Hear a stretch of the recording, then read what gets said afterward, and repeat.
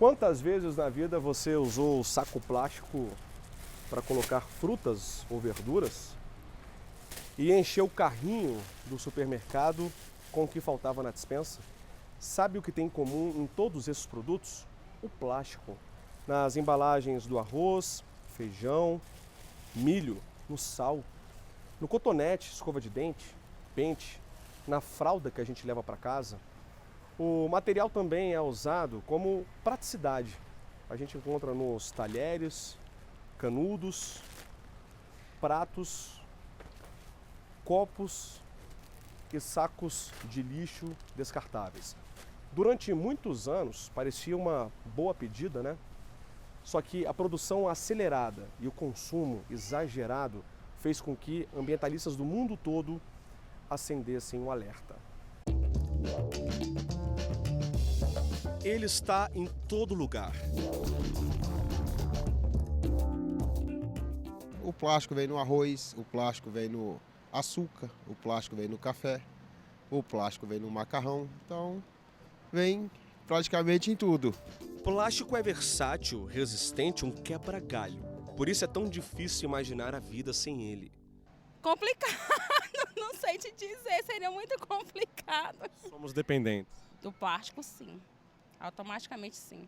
Tem gente que aos poucos está deixando a sacolinha plástica de lado, mas tem hora que é difícil. Eu tento evitar. Agora é porque você vê, numa sacolinha eu botei tudo. Ó. Tem compra de 3 lojas aqui nessa sacolinha pequena. A gente vai tentando usar menos, né? Que a gente sabe que para o meio ambiente a coisa é meio complicada. O Brasil produz mais de 11 milhões de toneladas de lixo plástico por ano. No mundo, somos o 4º maior gerador desse tipo de resíduo. Ficamos atrás apenas dos Estados Unidos, China e Índia. O Ministério Público tem feito, em todo o cenário nacional e aqui também no Distrito Federal, investigações e tem proposto ações para obrigar os fabricantes e os setores correlacionados à fabricação, distribuição e comercialização de embalagens com plástico a fazer a lógica reversa. Significa dizer, quem produz recolhe o que produziu.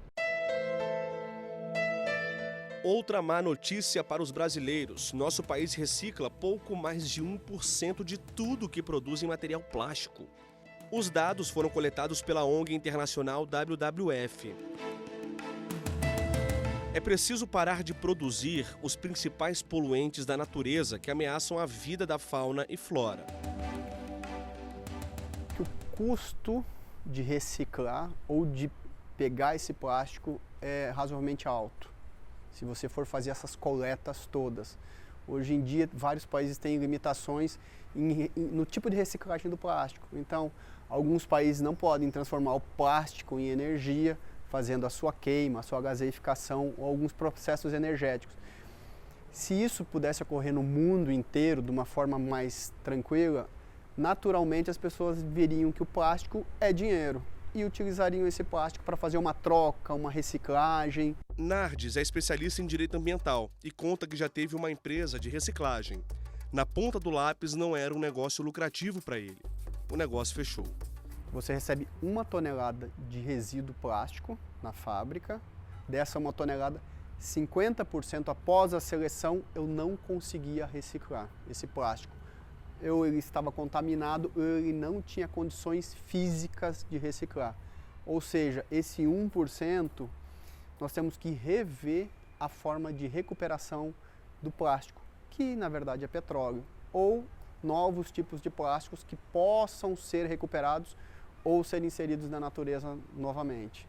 O advogado nos mostra um exemplo comum em todo o país. Veja, são 2 recipientes semelhantes. O da esquerda é 100% plástico. O outro é vendido como ecológico, madeira e plástico. Pode ser uma armadilha. Eu não consigo reciclar esse material. Só que é um material que, se você colocar na natureza, o material orgânico vai se decompor, vai sobrar só o plástico. Esse aqui é um material que eu consigo reciclar 100% dele. Eu simplesmente trituro, coloco na máquina e ele vai ser um novo pote. Então, é ambientalmente correto? Esse? É, mas ele não é reciclável. Esse não é ambientalmente correto, mas é 100% reciclável. É isso que o cidadão tem que entender. As estatísticas projetam um cenário de alta contaminação. Cada brasileiro produz, em média, 1 quilo de lixo plástico por semana e quase tudo é descartado na natureza.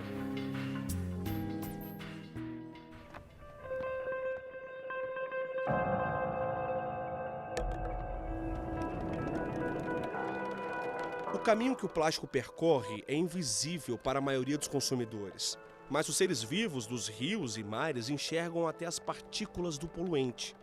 A tragédia aumenta porque o plástico passou a ser comido por peixes, moluscos e aves.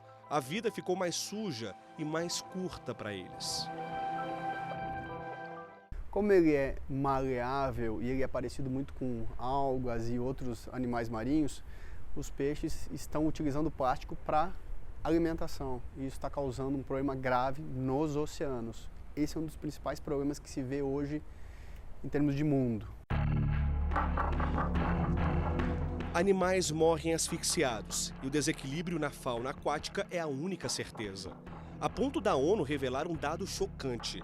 Se uma grande mudança não acontecer, em 30 anos teremos mais plástico que peixes nos oceanos. E como vivemos em um ambiente único, animais intoxicados no mar abalam também nossa dieta e nossa saúde. Existem vários plásticos que dentro do organismo são inertes, outros não. Outros podem reagir e formar, no caso, partículas que são objetáveis pelo corpo, né, mas que às vezes reagem em tempo significativo para causar dano. Em junho, o G20, grupo das 20 maiores economias mundiais, se reuniu no Japão. Foi firmado o primeiro acordo para reduzir o lixo plástico no mar.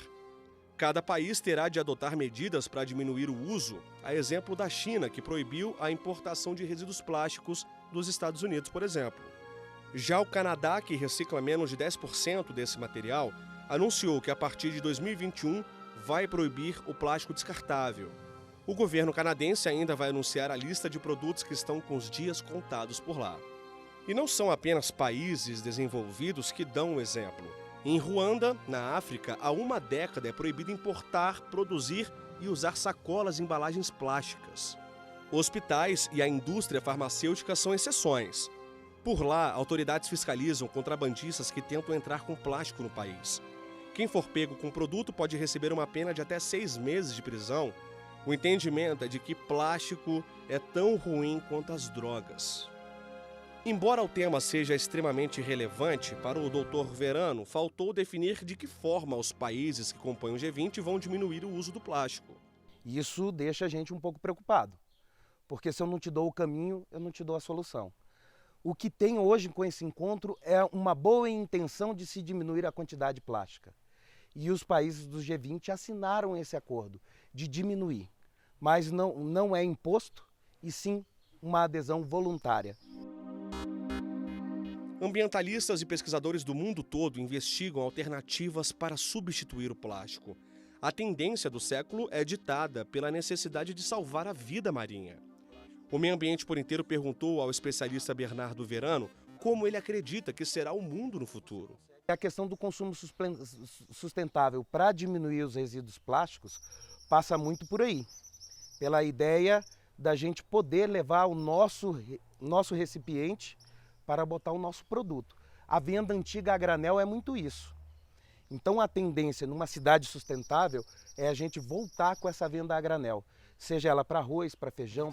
Não é tão simples como uma receita de bolo, mas os especialistas já adiantam. Além de políticas públicas, um grande aliado nessa batalha pela saúde do planeta está na mudança de comportamento. O consumidor deixa de ser um agente passivo e assume seu papel de fiscalizador. O consumidor, a partir de então, vai passar a buscar embalagens retornáveis ao invés de embalagens plásticas. Como, por exemplo, a que nós tínhamos antigamente de bebidas de refrigerante. As que nós temos hoje de cerveja são embalagens em que nós guardamos, depois devolvemos e acabamos trocando o recipiente.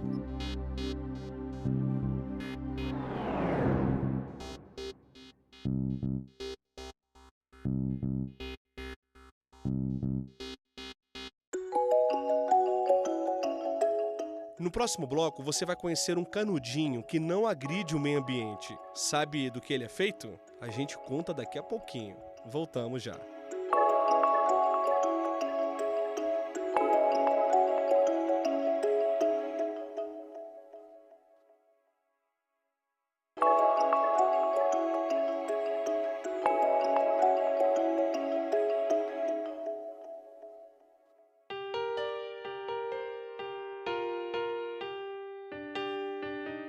É fácil mudar os hábitos? É muito difícil, hein? Ainda mais quando o nosso costume é alimentado por praticidade e baixo custo.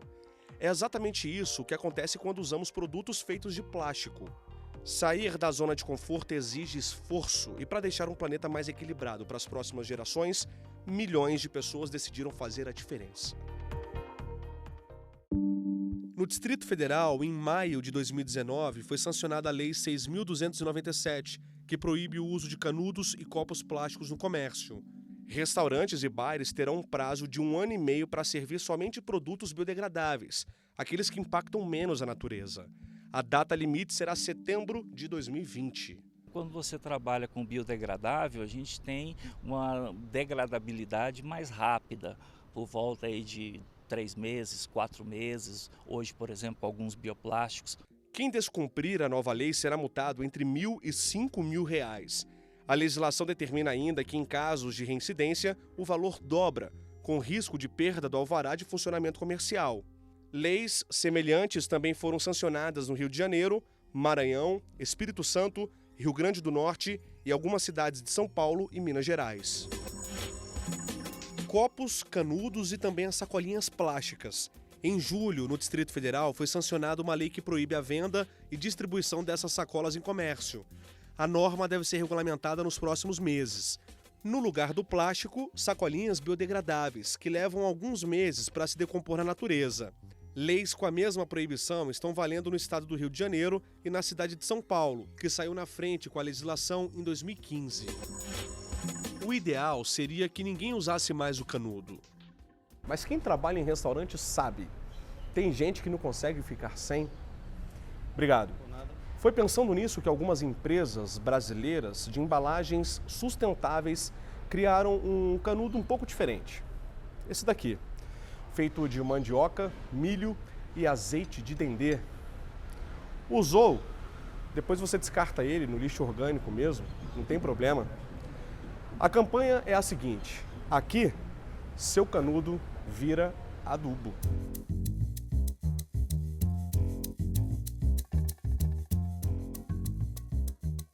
Estamos no restaurante do Paulo, na área central de Brasília. Ele explica que a mudança por aqui começou antes mesmo da lei. Os garçons pararam de servir automaticamente o canudo. A gente conseguiu, no primeiro mês de teste, reduzir em 70% o consumo de canudo. Porque o cliente simplesmente não tinha pedido aquilo. A gente estava levando porque é automático. Então a gente percebeu que a sociedade, de alguma forma, ela não estava precisando daquele canudo. O Canudoca teve uma ótima aceitação. Segundo o empresário, a maioria dos clientes percebe pouco a diferença no produto. O mais importante, todos abraçaram a causa. É uma surpresa, as pessoas se surpreendem porque elas não conhecem, então é tudo uma questão de informação. Ainda é uma coisa ainda pequena, mas ele está aí. Tá? Agora o importante é o seguinte, que mesmo a gente tendo um Canudoca, que é um canudo sustentável, as pessoas não querem. Espera aí, não querem? Que história é essa, Paulo? Quando você faz a conta no final do mês, o que você gastava de canudo plástico e o que você gasta comprando um canudo que é mais caro, é menos, porque as pessoas estão usando menos. Então isso é fato. Paulo compra o Canudoca de uma empresa de Santa Catarina, que também fabrica sacos compostáveis e outros produtos recicláveis. O Meio Ambiente por Inteiro recebeu um vídeo do diretor da empresa. Essa indústria de bioplástico no Brasil ainda é muito pequena. Ainda existem poucas empresas levando a sério essa responsabilidade. Atualmente nós temos no Brasil praticamente uma infestação de pseudos alternativas biodegradáveis para os plásticos. São empresas que promovem a possibilidade irreal de que aditivos adicionados aos plásticos de petróleo possam torná-los biodegradáveis e sem impactos para o meio ambiente. Paulo complementa a preocupação do diretor da empresa de bioplástico. O biodegradável, tal como ele é conhecido e usado no Brasil hoje, ele é feito como? Pode ser até uma fibra sintética, mas nele é injetado um produto que chama oxidegradante ou biodegradante. Isso, no processo de decomposição, transforma o canudo, ou saco plástico, ou copo, o que for, em micropartículas. O que são essas micropartículas? São microplásticos. Então o microplástico é que é o grande vilão do meio ambiente. O microplástico polui o solo, vai para os mares e ajuda a formar as chamadas ilhas de plástico. Ele é minúsculo, mede até 4 milímetros e não sofre nenhum controle ambiental. Segundo o empresário, o ideal são os produtos compostáveis. É aquilo que não tem oxidegradante, ele não tem nenhum derivado de petróleo. Ele é feito a partir de fibras renováveis, como no caso do canudoca, mandioca, milho e azeite de dendê.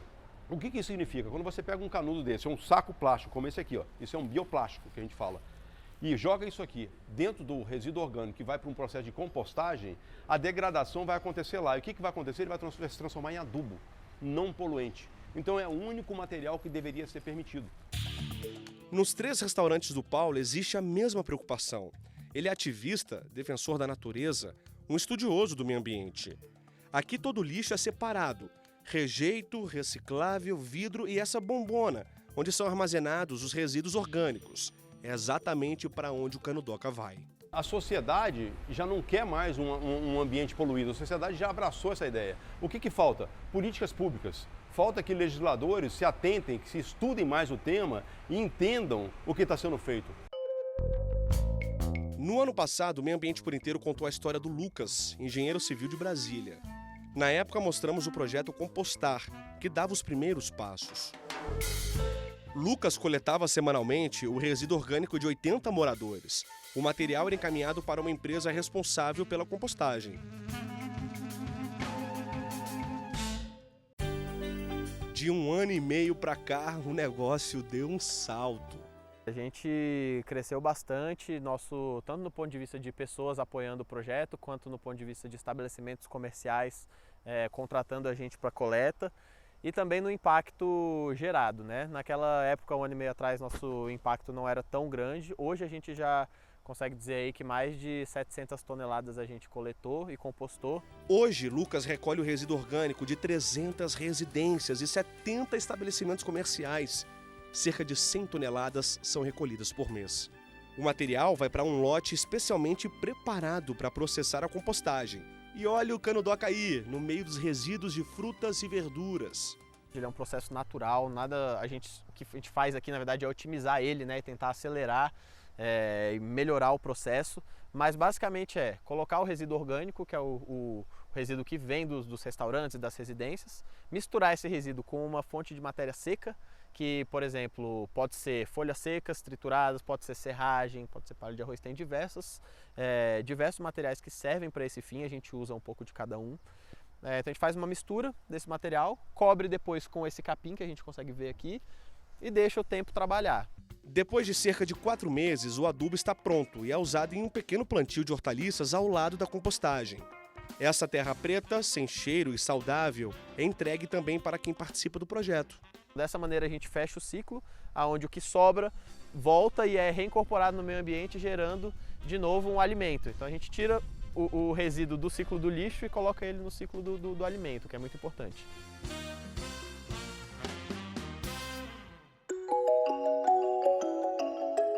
No próximo bloco, Bob de Souza mostra que o mercado varejista já oferece opções para a substituição dos produtos plásticos que mais contaminam o ambiente.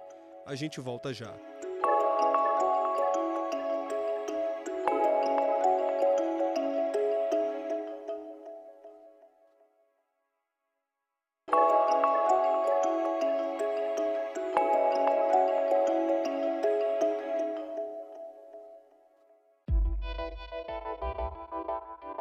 A mudança de nossos hábitos diários, como já vimos no programa, não é uma tarefa tão simples do dia para a noite. É preciso acreditar que a mudança seja realmente necessária. E no caso do plástico, a missão parece ainda mais difícil, porque a maior parte do que comemos, dos cosméticos que usamos e do que vestimos, vem embalado nesse vilão ambiental. Quem poderia imaginar, por exemplo, que um cotonete de algodão poderia ser feito de outra maneira, mas pode, e na verdade já existem opções no mercado para muita coisa. Neste bloco, convidamos você a conhecer alguns itens que reduzem o impacto ambiental em nosso dia a dia, desde que acordamos. O maior problema para quem pretende ser sustentável, muitas vezes, é encontrar o produto certo no endereço certo. Eu tenho aqui 2 exemplos. Sacolas que podem ser levadas aos mercados e uma famosa bucha vegetal para tomar banho. Legal, né? Aqui tem de tudo. Tem de tudo. Tudo aqui tem uma pegada de sustentabilidade. Eu vou conversar com a dona desse lugar, desse mercado, e ela vai falar para a gente. Nós vamos começar aqui falando dos produtos de limpeza, que também tem uma pegada boa de sustentabilidade. Flávia, o que nós temos aqui de limpeza exatamente? Aqui a gente tem uma linha de produtos de limpeza sem nada de aditivos químicos, são todos naturais e eles podem ser comprados a granel. O que ele não tem que os outros têm? Ele não tem conservantes químicos, ele não tem parabenos, ele é feito com conservantes naturais. E então eles não ressecam a roupa, eles não ressecam as nossas mãos, são feitos com óleos vegetais, eles são feitos com produtos de forma que não agridem o nosso corpo e nem as nossas roupas e a nossa casa. Encontramos esta caixinha com um disquinho de algodão, estilo tricô. Para que serve isso? Para remover maquiagem, explica a Flávia. A peça é lavável e isso evita o descarte de algodão sujo na natureza. Eu falei dos cotonetes. Olha eles aqui. Essa haste é feita de quê? De papel. De papel? Então ele pode ir voltar para a natureza, ele pode ser compostado, então que ele não resiste, né? Não é igual o plástico que vai durar aí muitos anos. A prateleira abriga também sabonetes artesanais produzidos por pequenos empreendedores da região do Distrito Federal. Aqui tem a pegada lixo zero da loja. Os sabonetes são vendidos sem embalagem, aos pedaços. Bom isso aqui, viu? Muito bom isso aqui, hein? Espetacular. E esse daqui? Esse é um sabonete massageador. Sabonete massageador. A pessoa vai usando e tal. Esse é alecrim, alfazema, manjericão, arruda e sal grosso. Você já faz uma limpeza, toma banho, uma limpeza espiritual, já faz uma massagem. Sal grosso dá uma força. Você já usou lâminas antigas para fazer a barba ou depilação? Pois é, esta é uma alternativa retrô que ajudaria a melhorar a saúde do planeta. Seu avô usava navalha. Seu pai provavelmente usava essas lâminas se você nasceu nos anos 50 do século passado. Se for mais novo, lamento, você aprendeu a usar aparelhos descartáveis plásticos que demoram centenas de anos para desaparecer na natureza. Quando você compra um aparelho de barbear convencional, né, na de hoje em dia na farmácia, que ele vem com plástico, você não consegue reutilizar ele. Ele vai te dar aí algumas barbas, né, algumas vezes que você consegue usar e depois você tem que descartar. Esse não, o aparelho ele fica para sempre, porque ele é todo de inox, então ele não enferruja, ele é durável. E a lâmina, aí você descarta só a lâmina, mas além disso ela pode ser afiada, molada, como antigamente o pessoal fazia. Eu posso usar alguns meses isso daqui? Pode usar alguns meses, exatamente. Agora temos o campeão de vendas, campeão de bilheteria. Sabe o que tem aqui dentro? É uma escova dental. A vantagem da escova é que ela pode ser descartada sem grandes prejuízos para a natureza. Ela é 95% compostável. A única coisa que fica nela são as cerdas, que são cerdas sintéticas, mas o resto da escova ela é toda natural. Diferente da escova toda de plástico. Convencional. Que a gente está vendo aí propagandas falando que elas ficam anos na natureza, né? Anos? Que tal séculos? E agora, outra volta ao passado. Quem tem criança, ou quem teve criança no século passado, eu sou do século passado e sei bem o que é isso daqui. Conta pra gente o que é isso aqui. Isso é uma fralda reutilizável, ela vem com as capinhas e com os absorventes internos da fralda, que é para proteção da criança. Da fralda, saltamos para um produto de uso feminino de grande impacto ambiental, o absorvente íntimo. Nós temos soluções. A gente tem tanto a calcinha absorvente, Tá. que ela é lavável, assim como a fralda, Tá. e temos os coletores menstruais, que são coletores internos. E as mulheres estão engajadas e têm vindo engajados, procurar estão esses usando. produtos? A gente já fez, a gente tem aqui um mês de loja, Aham. a gente já fez reposição de tudo. Vamos caminhar para o outro lado da loja e vamos conhecer também outras novidades sustentáveis. O que é isso? Isso é um copinho colapsável, que é para você poder carregar no bolso, na mochila, na bolsa. E aí ele vira um copo grande. Você pode abrir ele? E você carrega ele com você para dispensar o uso de copo descartável na rua. Olha que bacana. Aí você fala, mas e os talheres de plástico? A gente vai comer por aí, o que acontece? É só talher de plástico? Não é não. Tem outros aqui. É feito de que isso, Você Flávia? leva um kitzinho desse, ó, fica pequenininho. Olha Ele é que todo de maravilha. bambu, todo sustentável, de uma matéria, um material. E é bonito, né, gente? Você tem o seu canudo, a escovinha de higienização, o hashi, a faca, tudo numa embalagenzinha compacta. Bom, já deu para perceber que essa loja está empenhada em duas coisas: não gerar resíduos e evitar que os clientes também gerem. É a doutrina do lixo zero. O estabelecimento recebe por uma taxa razoável resíduos orgânicos de seus consumidores. Conversamos com o consultor de sustentabilidade que ajudou Flávia na montagem do mercado. Ele está animado com o resultado do negócio. É fantástico, é uma iniciativa única que a gente tem no Brasil. Única no Brasil? Única no Brasil. Por quê? É a primeira que conseguiu congregar num lugar só todas essas soluções. Então são soluções de compra, tanto de hortifruti, quanto a granel, quanto de soluções para uma vida mais sustentável, para uma vida lixo zero. Primeira loja lixo zero do Brasil, que poderá ter certificação, é um marco importante. Mas em nossa caminhada pelos produtos, você sentiu falta de um item que vem sendo abolido em várias cidades brasileiras, além das sacolinhas plásticas? Você pensou em canudinho? Pensou bem. Nesta mesa tem todo tipo de canudo. Aço inoxidável, tem de vidro, silicone e tem um especial que chega a dar água na boca. Esse é um canudo comestível, você Opa! conhece? Não conheço. A gente já falou algumas vezes sobre esses Olha canudos. aí, que barato. Deixa eu ver. Bom, como ele é comestível e eu tenho um nariz canino, tem um tutti-frutti, né? Ah, esse é de morango. Dá pra fazer um lanchinho dele. Gostinho de infância. Ele é muito bom. Não é gostoso? É uma delícia. A guloseima é feita de gelatina e prova que a guerra contra a poluição ambiental não precisa ser agressiva. Basta ter boas ideias e coragem para investir e mudar de atitude.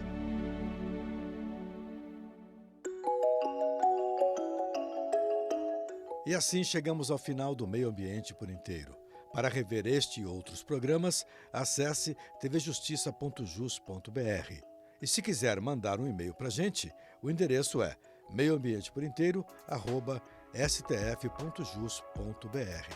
Acesse também o nosso canal no YouTube, TV Justiça Oficial. Até a próxima!